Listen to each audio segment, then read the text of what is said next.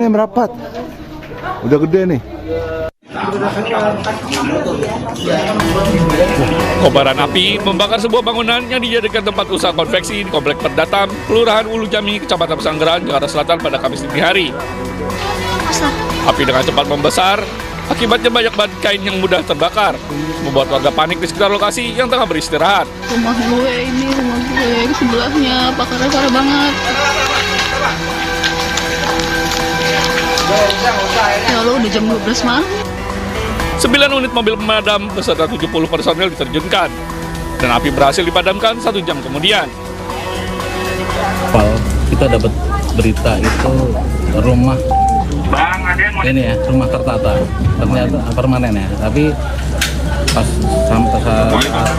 sampai di TKP ternyata infonya rumah yang digunakan buat industri konveksi, buat usaha konveksi. Ada berapa bangunan Pak yang terbakar? 1 bangunan. Untuk kondisi konveksinya masih dibuka atau udah tutup dengan aktivitas itu? Sudah tidak ada, sudah ada. 23 lagi, Jam 22. Belum diketahui pasti apa penyebab kebakaran, namun diduga tempat usaha konveksi tersebut mengalami korsleting listrik. Tidak ada korban luka maupun jiwa dalam peristiwa kebakaran ini.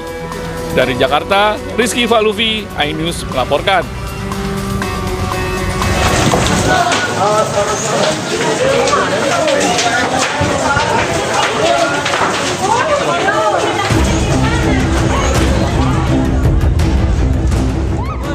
Kebakaran hebat terjadi di pemukiman padat penduduk di Jalan Alauddin 3, Kelurahan Mangasa, Kecamatan Tamalate, Kota Makassar, Sulawesi Selatan, Rabu siang.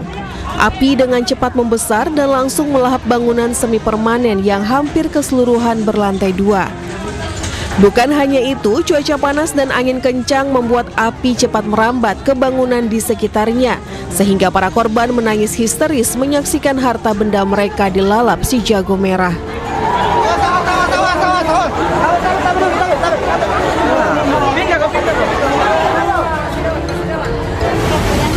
Dinas Pemadam Kebakaran Kota Makassar menurunkan 16 unit armada untuk memadamkan api. Api bisa dipadamkan lebih dari 1 jam lantaran lokasi kebakaran berada di jalan sempit. Berdasarkan keterangan awal, api diduga berasal dari korsleting listrik di lantai 2 salah satu rumah warga. Tidak ada korban jiwa dalam peristiwa ini, sementara polisi kini masih menyelidiki penyebab pasti kebakaran. Dari Makassar, Sulawesi Selatan, Yol Yusfin, iNews melaporkan.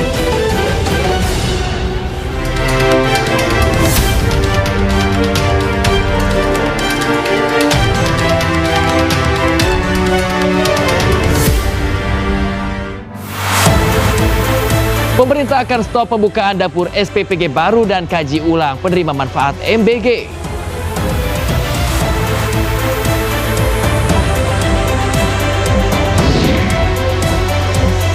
Amerika Serikat ancam serang Iran jika MOU kesepakatan damai tidak sesuai harapan Trump.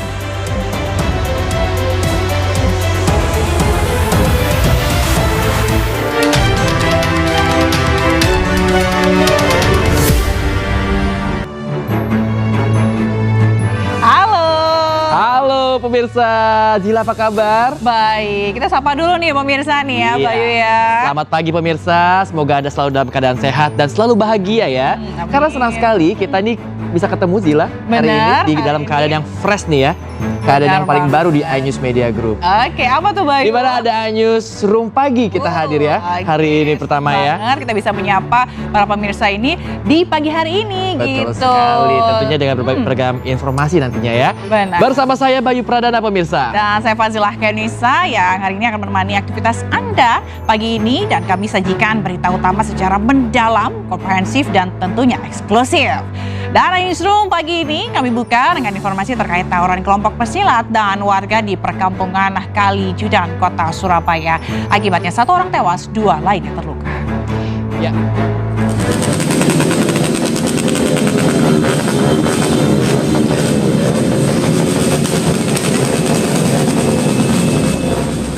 Video amatir menunjukkan rekaman saat sekelompok pesilat melakukan konvoi di jalanan di Kota Surabaya. Dalam rekaman terlihat mereka menyalakan flare dan kembang api sambil menggeber-geber motornya dan juga membawa bendera yang besar melambang dari organisasi. Tawuran terjadi saat sekelompok orang yang diduga dari perguruan silat lain melakukan provokasi. Saat dikejar, kelompok lain lari ke arah perkampungan warga hingga memicu kemarahan warga. Tawuran antar warga dan kelompok pesilat pun tak terhindarkan hingga menimbulkan korban jiwa.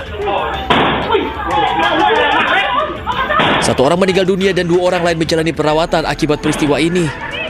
Saat ini penyidik sudah melakukan penyelidikan dan melakukan pemeriksaan beberapa orang. Tentunya dengan waktu yang cepat akan segera kita ungkap siapa pelakunya dan hukum akan tetap kita tegakkan. Berapa yang sudah dipanggil, Nan? Yang sudah dilakukan pemeriksaan ada beberapa saksi, ya, di mana yang saat itu ada di TKP, termasuk ada beberapa bukti-bukti yang ini sedang kita kumpulkan. Hingga kini polisi masih melakukan serangkaian penyelidikan atas peristiwa ini. Polisi juga telah meminta keterangan terhadap para saksi. Dari Surabaya, Sony Hermawan, iNews melaporkan. Pemirsa, rencananya eksekusi lahan akan dilakukan pemerintah terhadap Hotel Sultan Senayan, Jakarta pada hari ini. Ya, sejumlah kawat berduri dipasang di lobi hotel sebagai bentuk penolakan eksekusi.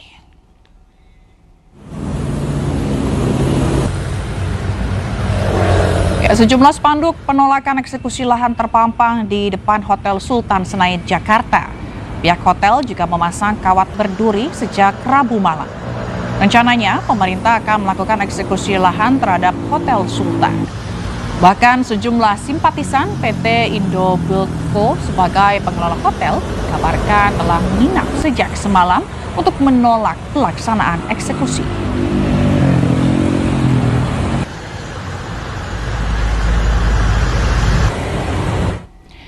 Dan untuk mengetahui kondisi terkini terkait eksekusi lahan di Hotel Sultan, sudah bergabung bersama kami jurnalis iNews Anissa Rizkia.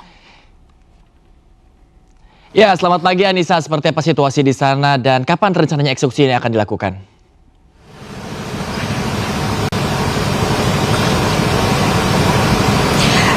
Ya, Bayu dan juga Zila, pada pagi hari ini rencananya nanti pihak Kejaksaan Agung dan juga pihak terkait akan melakukan eksekusi pengosongan lahan di Hotel Sultan tempat kami melaporkan saat ini pada pukul 8:30 waktu Indonesia Barat. Dan kalau dilihat memang sejumlah pengamanan ini sudah terlihat sejak pagi tadi di area Gelora Bung Karno Jakarta. Hanya pintu 2 saja yang bisa dilalui oleh kami para awak media dan juga sejumlah masyarakat yang hendak melakukan aktivitas di area Gelora Bung Karno Jakarta. Kalau dilihat di Hotel Sultan tempat kami melaporkan ini memang masih nampak begitu ya sejumlah karyawan yang mengenakan pakaian berwarna orange. Mereka masih berjaga ataupun menunggu arahan karena memang informasi yang kami dapatkan pula sejumlah tamu ini masih ada yang menginap di Hotel Sultan. Itu artinya layanan hotel saat ini masih berlangsung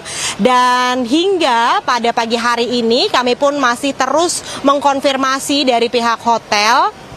Namun dari pihak hotel belum memberikan statement secara resmi kepada kami, awak media.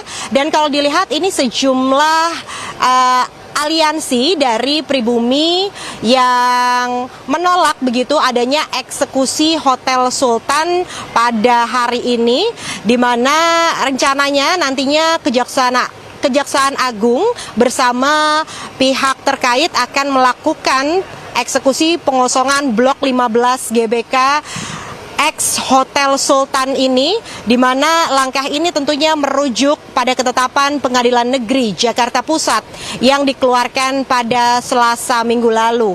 Tentunya penetapan ini telah dikirimkan kepada pengelola yakni PT Indo Buildco melalui pos, dan penetapan tanggal eksekusi di hari ini yakni 18 Juni 2026.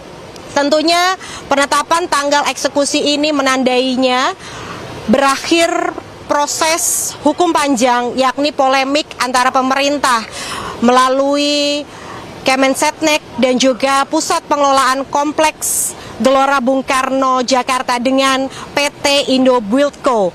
Dan hingga saat ini proses dari pengamanan masih berlangsung, tidak hanya di area depan Hotel Sultan tempat kami mengabarkan Zila dan juga Bayu, namun di gerbang pintu depan Gelora Bung Karno juga penjagaan cukup ketat dilakukan oleh sejumlah pihak, yakni dari kepolisian yang berjaga sejak pagi tadi. Untuk sementara saya kembalikan kepada Zila dan juga Bayu yang ada di studio. Baik Anissa, terkait dengan adanya penutupan jalan atau akses, apakah dilakukan atau menyiapkan skenario lainnya terkait dengan eksekusi yang nanti akan dilakukan?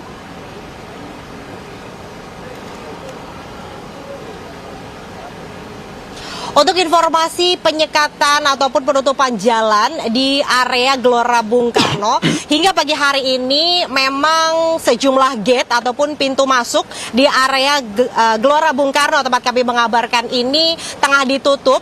Hanya di pintu 2 saja yang bisa diakses atau sebagai pintu keluar masuk bagi masyarakat ataupun awak media yang hendak memasuki area Gelora Bung Karno. Itu artinya memang untuk skema penutupan ini hanya dilakukan di area komplek Gelora Bung Karno saja. Namun untuk rekayasa arus lalu lintas kami pantau tadi masih berjalan normal sehingga tidak ada penutupan ataupun penyekatan di area jalan yang menuju ke area Gelora Bung Karno, Jakarta. Zila.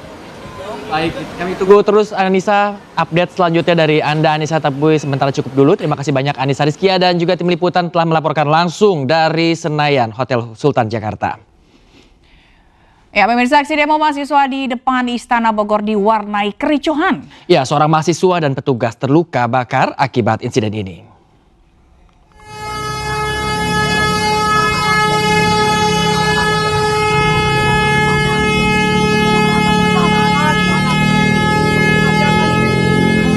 Aksi unjuk rasa mahasiswa Unpak Bogor di depan Istana Bogor diwarnai insiden.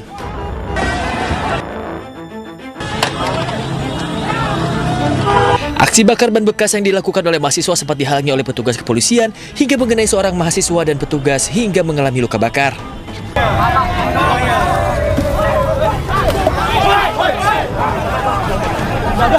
Selain itu, kericuhan antara mahasiswa dan aparat pun tidak terhindarkan saat petugas berupaya memadamkan api namun dihadang oleh mahasiswa. Para mahasiswa memprotes kebijakan pemerintah untuk menurunkan harga BBM dan normalisasi rupiah yang semakin melemah.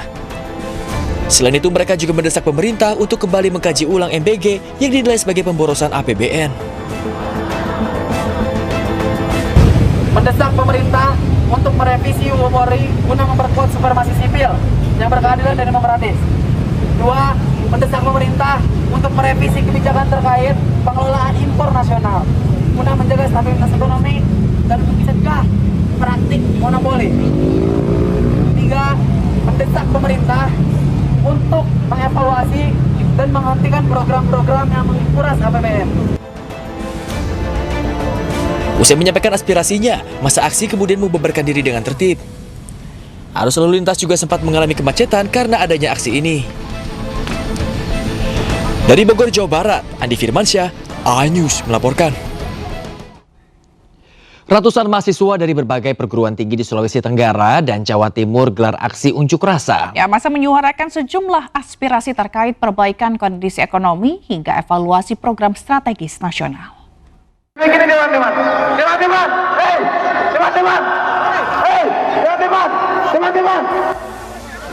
Aksi unjuk rasa mahasiswa yang tergabung dalam Badan Eksekutif Mahasiswa Fakultas Keguruan dan Ilmu Pendidikan Universitas Halu Oleo di depan kantor DPRD Provinsi Sulawesi Tenggara di Kota Kendari berlangsung ricuh. Aksi saling dorong pun tak terhindarkan antara mahasiswa dan petugas keamanan. Kericuhan terjadi saat masa aksi memaksa masuk ke dalam kantor DPRD untuk menemui pimpinan dewan. Namun upaya tersebut dihalangi petugas Satuan Polisi Pamong Praja yang berjaga di lokasi. Aksi ratusan mahasiswa dari berbagai universitas di Jawa Timur memadati Jalan Gubernur Suryo di depan Gedung Negara Gerahadi, Surabaya. Masa aksi bergantian menyampaikan orasi dan menuntut pemerintah melakukan perbaikan kondisi ekonomi yang dinilai memberatkan masyarakat. Aksi demo ini berlangsung dengan penjagaan ketat petugas kepolisian. Tim Liputan iNews melaporkan. Sementara itu, mahasiswa yang tergabung dalam Aliansi Badan Eksekutif Mahasiswa Seluruh Indonesia atau BEM-SI berunjuk rasa di depan Gedung Dewan Perwakilan Rakyat Daerah Provinsi Jawa Barat, Kota Bandung. Hidup rakyat Indonesia! Hidup rakyat Indonesia! Hidup! Mengusung tema Indonesia Darurat, massa menyuarakan sejumlah tuntutan krusial terkait kondisi perekonomian nasional dan kebijakan fiskal pemerintah. Aksi unjuk rasa difokuskan di depan Gedung Dewan Perwakilan Rakyat Daerah Provinsi Jawa Barat. Pengamanan di sekitar lokasi pun diperketat.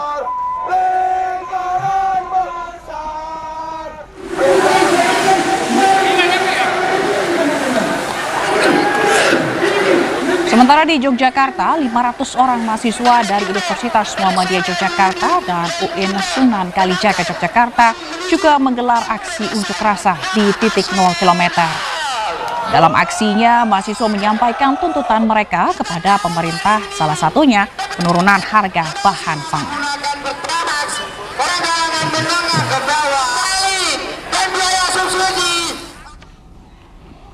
Ya, ratusan mahasiswa dari Universitas Gadjah Mada menggelar aksi pernyataan sikap atas kericuhan yang sempat terjadi saat diskusi yang menghadirkan 3 anggota Kabinet Merah Putih. Ya, mereka juga menyoroti sejumlah hal termasuk keamanan ruang sipil dan juga kebebasan berpendapat. Jadi bisa langsung balik kanan. Ratusan mahasiswa dari berbagai kolektivitas pergerakan termasuk Serikat Mahasiswa UGM menggelar aksi pernyataan sikap terkait pengepungan dan pembubaran forum diskusi yang dihadiri 3 pejabat negara atau anggota Kabinet Merah Putih. Insiden itu terjadi akibat kekecewaan mahasiswa terhadap sejumlah kebijakan pemerintah yang dinilai tak berpihak pada rakyat. Mahasiswa menuntut pemerintah menjamin keamanan ruang sipil dan kebebasan berpendapat. Mereka mengungkapkan kericuhan tersebut merupakan aksi spontanitas mahasiswa yang menilai forum diskusi tersebut tidak representatif dengan kondisi bangsa. Mahasiswa juga menyoroti sejumlah hal termasuk soal kriminalisasi terhadap para aktivis mahasiswa dan penggusuran warga di Papua.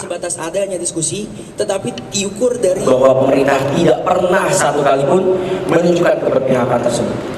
Maka dari itu, insting pertama kami adalah membawa para pejabat negara itu ke jalan, ke ruang yang tidak dikondisikan penguasa, lantas menanyakan keberpihakan mereka.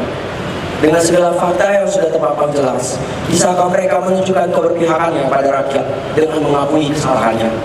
Sayangnya, jawaban yang mereka berikan lagi-lagi menunjukkan ketidakberpihakan mereka terhadap rakyat. Alih-alih mengakui kesalahan, mereka justru meminta salah satu masalah. Iya, pemirsa, sekelompok mahasiswa yang menamakan dirinya Badan Eksekutif Mahasiswa atau BEM Bersatu menyebut ada yang menunggangi gerakan mahasiswa. Ya, bahkan mereka menuduh mantan Ketua BEM UGM, Tio Ardianto, dekat dengan jaringan politik.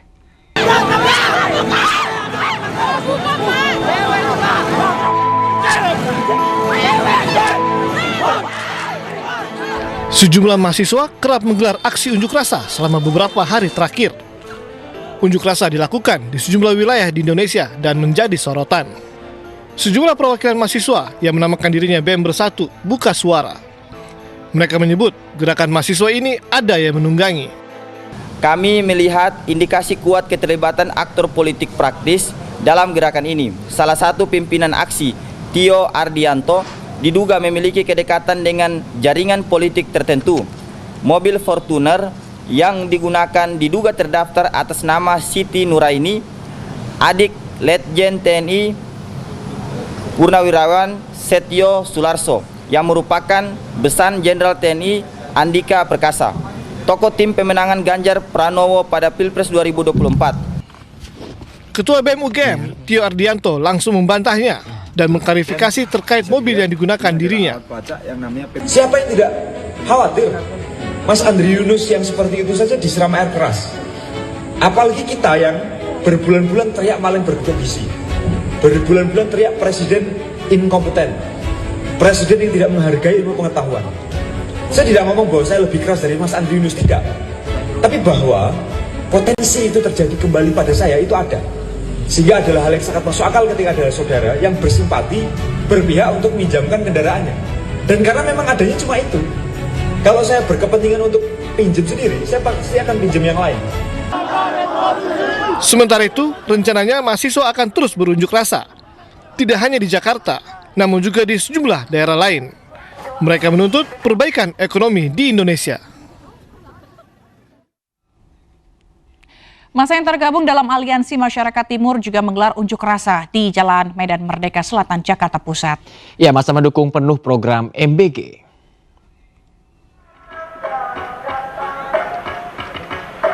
Aliansi Masyarakat Timur menilai program MBG berdampak positif dan menjadi solusi dalam meningkatkan kesejahteraan serta gizi masyarakat. Masa juga menuntut transparansi tata kelola pelaksanaan program ini dan meminta pemerintah serta para penegak hukum menindak tegas pelaku penyalahgunaan. Untuk menjaga keamanan dan ketertiban, sejumlah personil polisi pun disiagakan.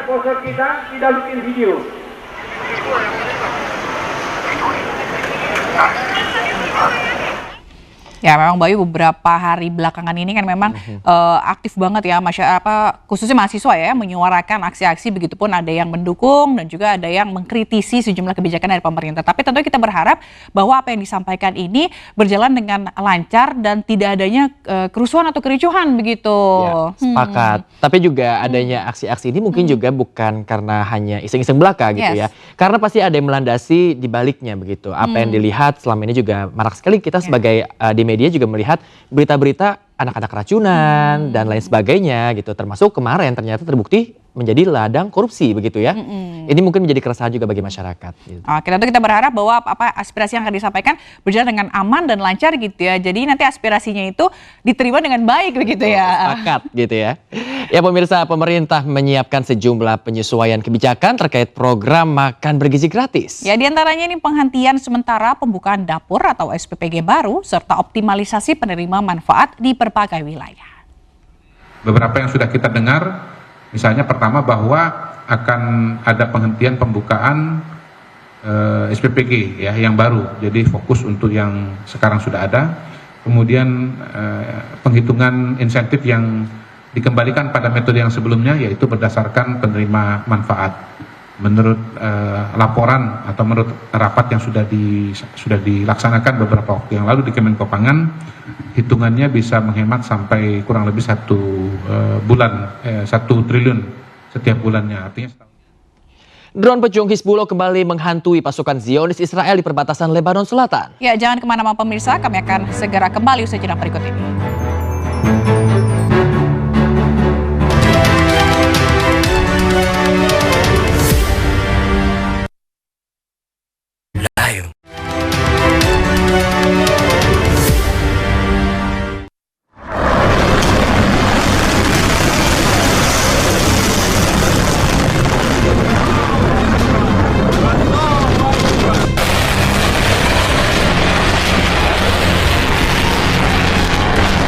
على محمد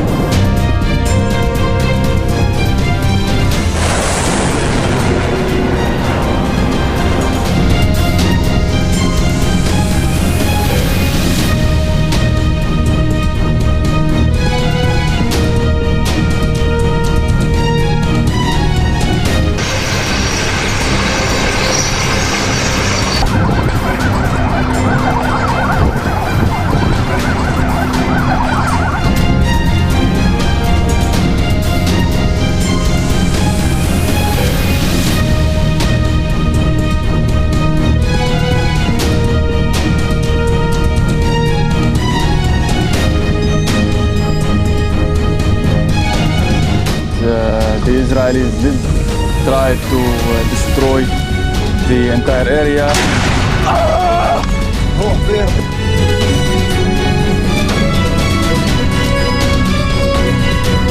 Ai!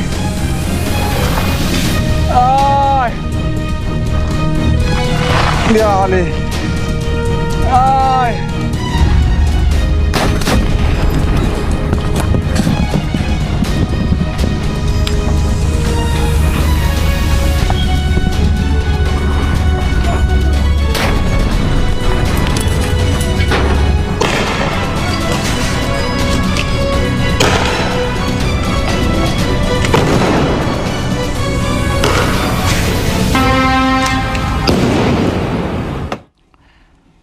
Ya, pemirsa, drone pejuang Hizbullah kembali menghantam pasukan Zionis Israel di perbatasan Lebanon Selatan.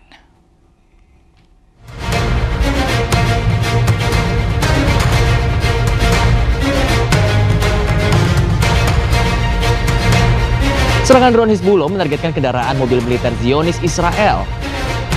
Serangan ini terus dilakukan jika Israel terus memaksa masuk ke Lebanon Selatan.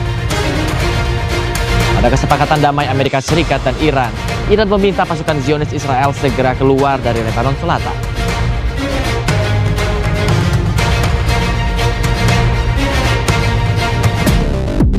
Angkatan Udara Zionis Israel juga menghancurkan peluncur roket Hizbullah di Lebanon Selatan. Zionis Israel juga menghancurkan kendaraan yang mencurigakan yang diduga pejuang Hizbullah di Lebanon Selatan.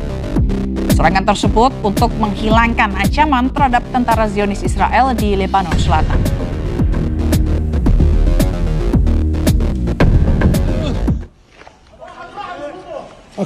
Sementara itu Israel melancarkan agresi militernya di kota Maifadun, Lebanon Selatan. Sedangkan Israel ini menggunakan drone peledak hingga menghancurkan sebuah tempat tinggal warga. Dampak serangan tersebut, puing-puing bangunan berserakan di tengah jalan.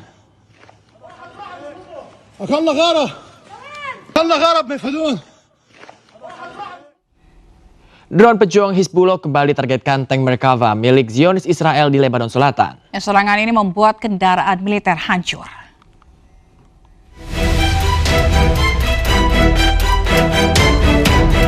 Pesawat tidak berawak atau drone ababil milik pejuang Hizbullah kembali menargetkan kendaraan militer Israel di Lebanon Selatan.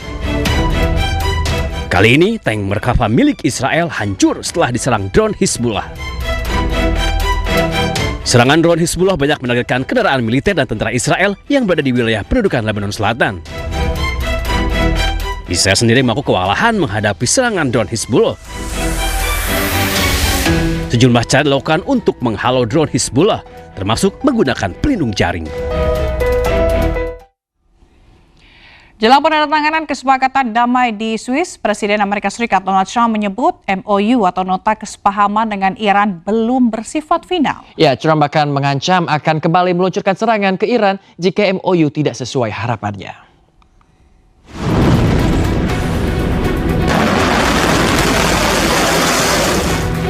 Perdamaian antara Amerika Serikat dan Iran kini sudah semakin dekat. Penandatanganan kesepakatan damai dijadwalkan akan berlangsung pada Jumat 19 Juni di Swiss. Meski begitu, Presiden Amerika Serikat Donald Trump menyatakan bahwa MOU atau nota kesepahaman dengan Iran belum bersifat final. Trump bahkan mengancam AS akan kembali meluncurkan serangan ke Iran jika Iran tidak memenuhi harapannya. It's a memorandum of understanding, and if I don't like it, we'll go back to shooting at them, dropping bombs on their head. If I don't like it, if they don't behave, we'll go right back to dropping bombs right smack in the middle of their head. Okay? Because they've misbehaved for 47 years. Selain itu, Trump juga menegaskan bahwa nota kesepahaman tersebut belum mencakup pemberian keringanan sanksi secara langsung kepada Iran. Namun isu mengenai sanksi akan dibahas lebih lanjut pada kesempatan berikutnya. Diketahui Departemen Luar Negeri Swiss telah menjalin kontak erat selama beberapa hari terakhir dengan Amerika Serikat dan Iran, serta Pakistan dan Qatar sebagai mediator konflik terkait rencana penandatanganan damai di Swiss mendatang. Ya, sementara itu Menteri Luar Negeri Iran, Abbas Araghchi, menegaskan kesepakatan damai tidak akan berlanjut jika Israel tidak menarik pasukannya dari Lebanon. ما دو طرف این تفاهمنامه یک طرف آمریکا هست و اسرائیل و طرف دیگر ایران هست و حزب الله و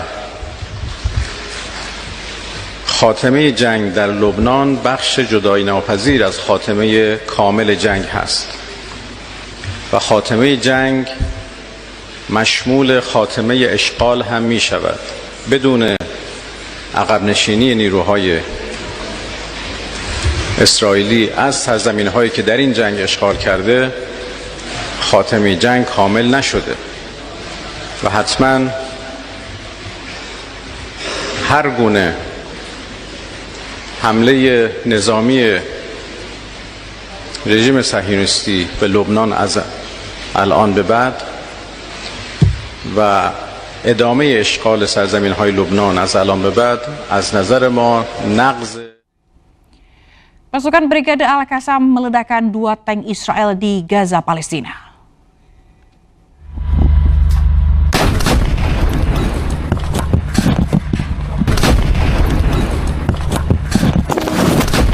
Al-Qassam merilis video serangan roket ke tank Merkava milik Zionis Israel.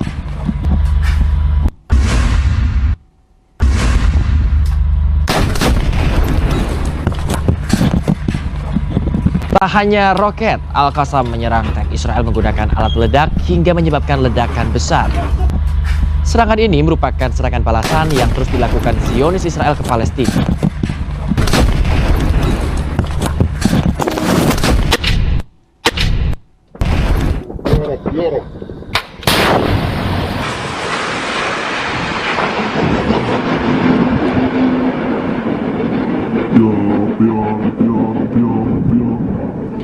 Sementara itu pada serangan di lokasi yang berbeda, Brigade Al-Qassam juga meluncurkan roket berpemandu ke tank Israel. Serangan roket ini membuat tank Israel hancur seketika hingga menewaskan pasukan Zionis Israel.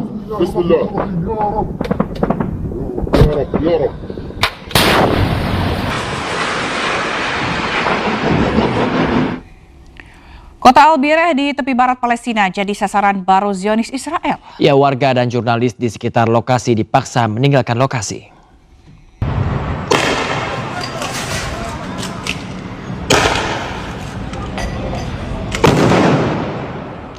Dalam video terlihat penjajah Israel tanpa ragu menembakkan gas air mata di jalanan. Warga dan jurnalis di sekitar lokasi dipaksa meninggalkan lokasi untuk menyelamatkan diri. Kota Al-Bireh, tepi barat Gaza, kini berada di bawah invasi penjajah Israel. Padahal Al-Bireh yang merupakan ibu kota administratif Ramallah tercatat sebagai bagian dari Palestina.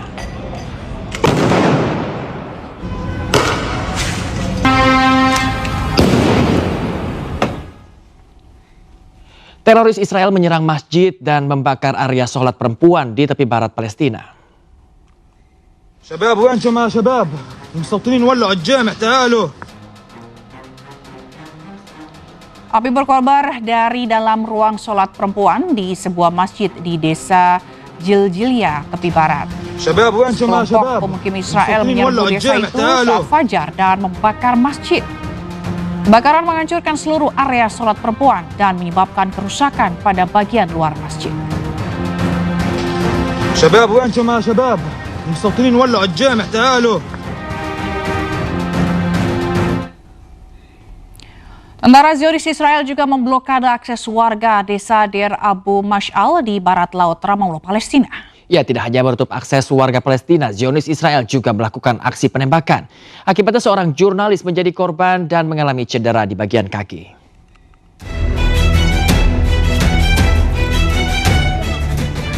Tentara Zionis Israel membatasi akses warga desa Deir Abu Mash'al di barat laut Ramallah, Palestina. Zionis Israel menggunakan gas air mata dan menembakkan peluru karet.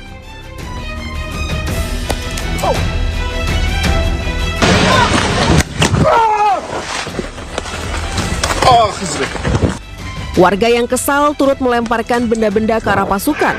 Akibatnya seorang jurnalis mengalami cedera kaki selama kerusuhan antar kedua belah pihak.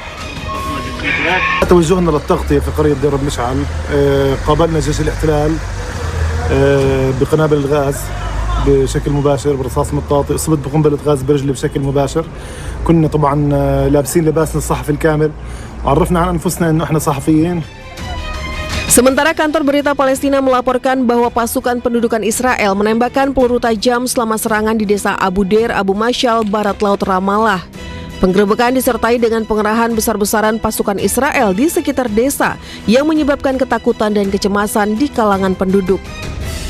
Dalam beberapa minggu terakhir, para pemukim telah mendirikan 2 pos terdepan di lahan milik desa dan kota barat laut Ramallah, termasuk Deir Abu Mash'al, Beit Elo, dan Jamala. Peningkatan gelombang kekerasan dan serangan terus dilakukan para pemukim terhadap warga Palestina di tepi barat. Setelah 32 bulan ditahan Israel, seorang warga Palestina akhirnya dibebaskan. Ya, saat pulang, seorang ibu sampai tidak mengenali bahwa yang pulang adalah putranya.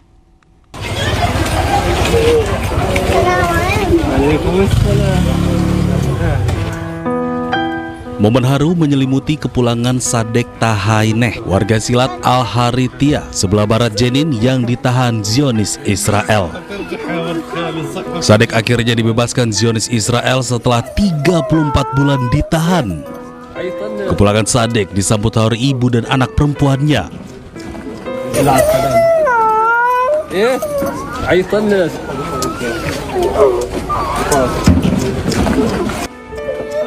Anak perempuan Sadek tidak kuasa menahan tangis saat ayahnya kembali dalam kondisi selamat. Bahkan ibunda Sadek sampai tak mengenali putranya sendiri lantaran penahanan berkepanjangan yang membuat penampilan Sadek berubah. Zionis Israel kerap menahan warga Palestina tanpa proses peradilan yang adil.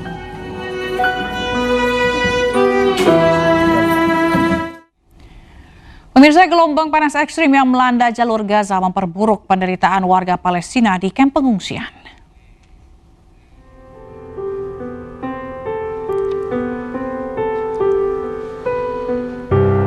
Ribuan keluarga yang tinggal di tenda-tenda darurat mengaku menghadapi kondisi hidup semakin sulit. Pasalnya mereka harus bertahan hidup dalam kondisi panas menyengat. Para pengungsi menggambarkan hidup di tenda-tenda pengungsian pada siang hari seperti berada di dalam oven raksasa sehingga mereka sulit beraktivitas. Bahkan di malam hari suhu yang tinggi membuat mereka tak bisa beristirahat.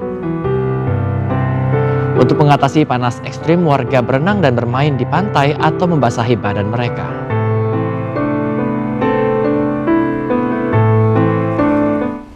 Allah الموقدة يعني هذه النار جهنم الثاني ولا بنعرف ننام ولا بنعرف نقيم. Aksi unjuk rasa Aliansi Pedagang Kaki Lima di depan kantor DPRD Kota Makassar ricuh. Jangan kemana-mana pemirsa, selengkapnya akan hadir usai jeda pemirsa, tetaplah bersama kami.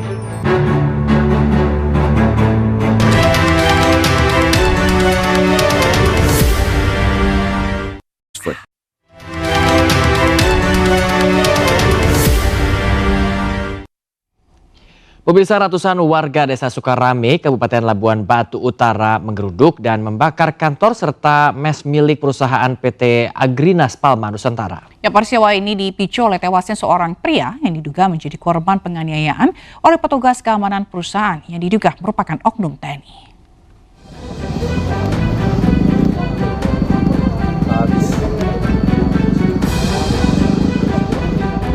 Kobaran api melalap sedikitnya 5 bangunan yang terdiri dari kantor dan mes milik perusahaan PT Agrinas Palma Nusantara yang berlokasi di Desa Sukarame Baru, Kabupaten Labuan Batu Utara, Sumatera Utara. Insiden pembakaran ini diduga menjadi buntut dari tewasnya seorang pria bernama Luis David Huta Barat, 32 tahun, yang diduga meninggal dunia akibat penganiayaan oleh oknum petugas pengawas dan keamanan PT Agrinas Palma Nusantara. Berikan edukasi bahwasanya peristiwa ini jangan melebar, jangan membesar, cukup kita selesaikan di peristiwa tadi malam karena kami berkomitmen TNI dan Polri melakukan proses penegakan hukum secara jelas, tepat, terang sehingga ada kepastian hukum terhadap pelaku yang mempertanggungjawabkan perbuatannya. Sementara itu terkait dugaan keterlibatan oknum TNI dalam peristiwa ini, Kepala Staf Kodim 0209 Labuan Batu, Mayor Infranti Sondang Hamonangan Tanjung menyerahkan dan mendukung adanya proses penegakan hukum jika ada anggota TNI yang terlibat.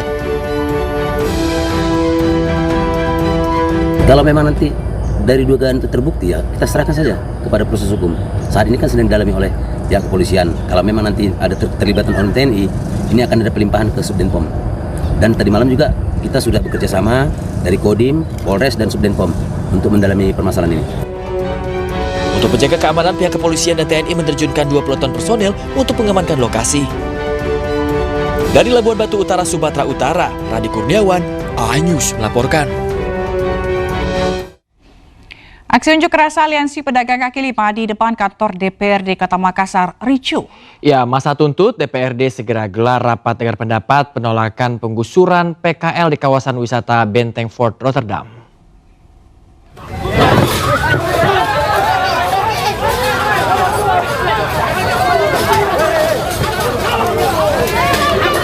Suasana tegang mewarnai aksi unjuk rasa Aliansi Pedagang Kaki Lima di depan kantor DPRD Kota Makassar, Rapocini, Kota Makassar, Sulawesi Selatan.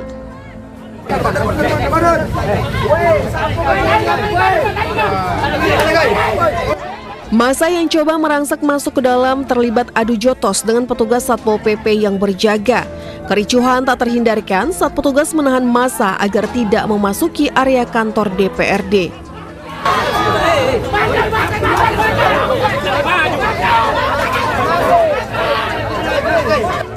Kedatangan para pedagang bersama mahasiswa ini menuntut kepastian agar rapat dengar pendapat terkait nasib PKL di kawasan wisata Fort Rotterdam segera dilaksanakan. Tuntutannya kita adalah jelas bahwa bicara persoalan penolakan penggusuran PK5 yang ada di Benteng Rotterdam. Artinya PK5 di sana penjual es kelapa secara fakta empiris itu jelas bahwa sudah lebih 50 tahun menjual dan itu menjadi salah satunya bantalan ekonominya masyarakat di sana. Jadi begini, waktu aksi hari Senin kemarin sebenarnya kita sudah diterima oleh salah satu anggota DPRD. Tapi di sini yang menjadi kendala adalah bukan komisinya. Kemudian yang kedua, surat itu belum ditandatangani oleh ketua DPRD sendiri. Masa aksi tetap bertahan di depan kantor DPRD Makassar dan menutup badan jalan dengan kelapa. Mereka menuntut untuk bertemu ketua DPRD dan menggelar RDP secepatnya. Dari Makassar, Sulawesi Selatan, Yul Yusfin, iNews melaporkan. Pemirsa, Presiden Prabowo Subianto gelar rapat terbatas di kediaman pribadinya di Hambalang, Bogor, Jawa Barat. Ya, Presiden menerima laporan penyelenggaraan Haji 2026 serta membahas persiapan sumber daya manusia dan kerjasama teknologi strategis. Assalamualaikum. Selain membahas haji, Presiden juga memanggil sejumlah menteri untuk mendapatkan pembaruan terkait berbagai program prioritas pemerintah. Salah satunya adalah laporan dari Menteri Pendidikan Tinggi dan Sains Teknologi terkait persiapan sumber daya manusia melalui program pendidikan dan pelatihan yang tengah berjalan.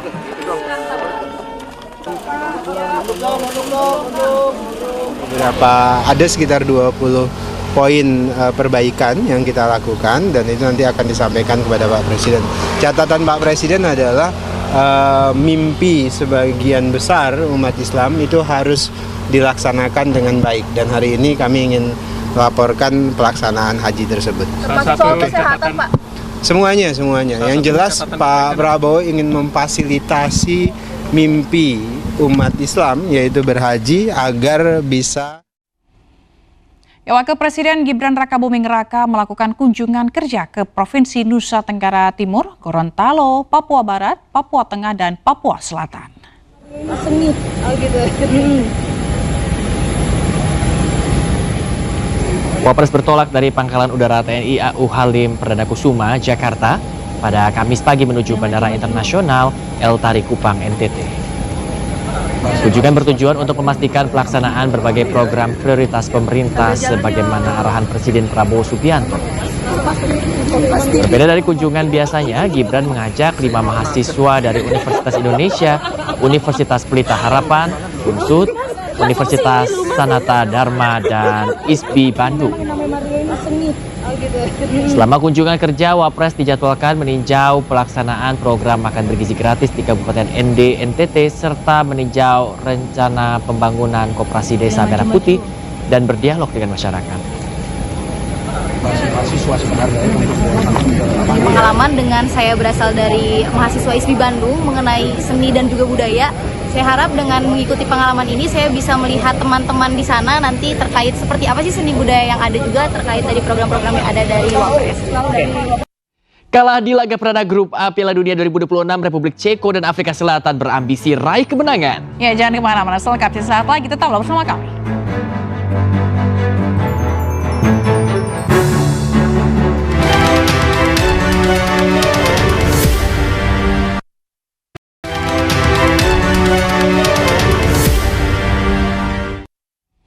Ya, Anda kembali di Newsroom Pagi, pemirsa. Nih, Bayu megang siapa nih Piala Dunia nih? Portugal kayaknya Portugal ya Pengen lihat Ronaldo nih untuk terakhir kalinya tuh bisa jadi juara gitu ya. Gila ada jagoan. Sama Portugal juga. Portugal. Semoga kita menang ya, semoga ya. Amin. Oke, ini pemirsa informasi mengenai Piala Dunia di mana drama 6 gol ini mewarnai laga pembuka grup L.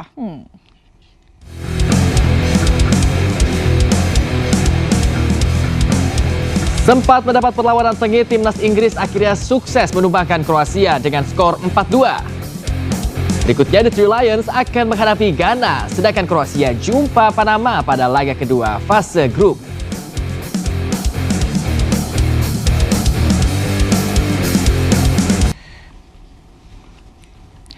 Ya, sementara hasil mengejutkan tersaji di laga pembuka grup K Piala Dunia 2026. Tim unggulan Portugal yang diperkuat mega bintang Cristiano Ronaldo ini harus puas mengawali turnamen dengan 1 poin setelah ditahan imbang 1-1 oleh Republik Demokratik Kongo.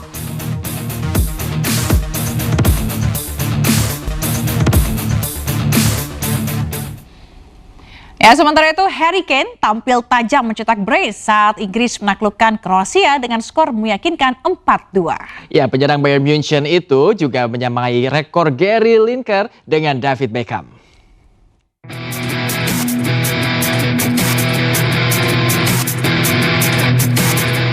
Harry Kane menambah koleksi golnya di Piala Dunia usai mencetak brace dalam kemenangan Inggris 4-2 melawan Kroasia.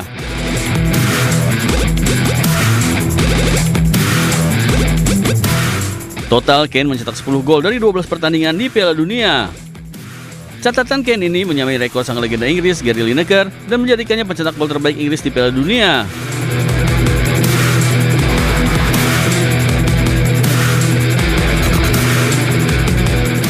Mantan penyerang Tottenham Hotspur ini juga sukses mencetak gol di 3 Piala Dunia, yakni tahun 2018, 2022, dan 2026. Pencapaian ini membuat Kane setara dengan legenda Inggris David Beckham. Harry Kane siap meramaikan deretan pemain calon pencetak gol terbanyak di Piala Dunia 2026. Lionel Messi memborong 3 gol kemenangan timnas Argentina saat menggilas Aljazair di laga perdana grup J Piala Dunia 2026. Ya, Messi pun menorehkan sejarah sebagai pemain tertua yang mengukir hat-trick dalam kompetisi Piala Dunia. Messi.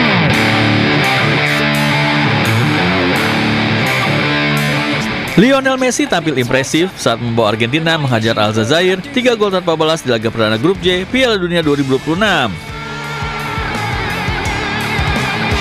Tim Tenggo menang 3-0 dan Messi memborong semua gol. Bintang klub Inter Miami tersebut memecahkan 4 rekor baru bersejarah.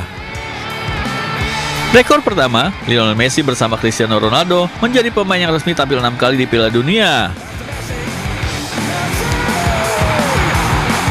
Pencapaian berikutnya, La Pulga mengukir sejarah sebagai pemain tertua yang mencetak hat-trick di Piala Dunia pada usia 38 tahun 357 hari. Messi melewati rekor CR7 yang tercipta pada Piala Dunia 2018 di Rusia.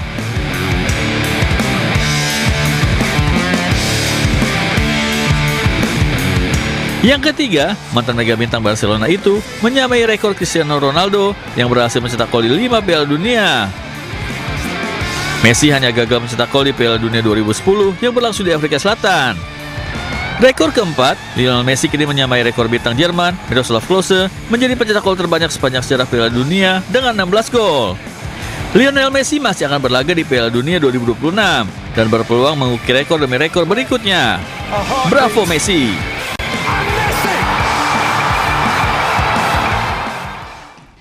Ya, pemirsa, debutan Piala Dunia 2026 Uzbekistan akan menghadapi Kolombia di laga perdana grup K. Sementara Republik Ceko dan Afrika Selatan melakoni laga hidup mati pada laga kedua grup A. Ya, pemirsa, informasi ini sekaligus menutup jumpa kita di iNewsroom Pagi hari ini. Jangan lupa temukan informasi-informasi terbaru lainnya di www.inews.id.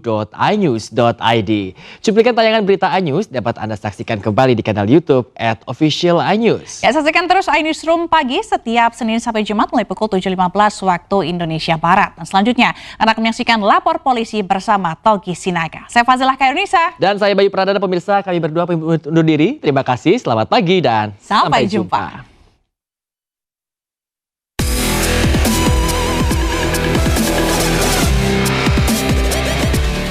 Timnas Uzbekistan akan menjajal Kolombia pada laga pembuka grup K Piala Dunia 2026 di Mexico City. Berlaga sebagai debutan, Uzbekistan berambisi menebar kejutan menghadapi salah satu kekuatan Amerika Latin. 3 poin perdana tentu sangat krusial karena Uzbekistan satu grup dengan Portugal dan Republik Demokratik Kongo. Menjelang Piala Dunia 2026, persiapan pasukan pelatih Fabio Cannavaro itu terbilang kurang impresif. Setelah memenangi FIFA Series pada Maret, Uzbekistan kalah dari Kanada dan Belanda dalam laga pemanasan Juni lalu. Sebuah sinyal bahwa Cannavaro masih punya sederet pekerjaan rumah untuk membenahi performa tim. Sementara itu, Kolombia kembali manggung di Piala Dunia setelah absen di Piala Dunia 2022 Qatar.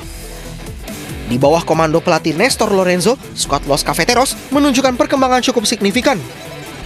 Ditambah pemain bintang termasuk Luis Diaz dan James Rodriguez, Kolombia juga membidik 3 poin pertama. Jika Uzbekistan baru kali pertama tampil di event sebesar Piala Dunia, Kolombia memiliki jejak historis yang lebih mentereng. Prestasi terbaik Kolombia adalah menembus perempat final Piala Dunia edisi 2014. Unggul pengalaman dan mentalitas, wajar jika Kolombia lebih diunggulkan. Pada kualifikasi Piala Dunia 2026, Kolombia mengamankan tiket dengan 1 laga tersisa. 2 laga pemanasan terakhir Maret lalu, Kolombia juga memetik hasil positif dengan menumbangkan Costa Rica dan Yordania.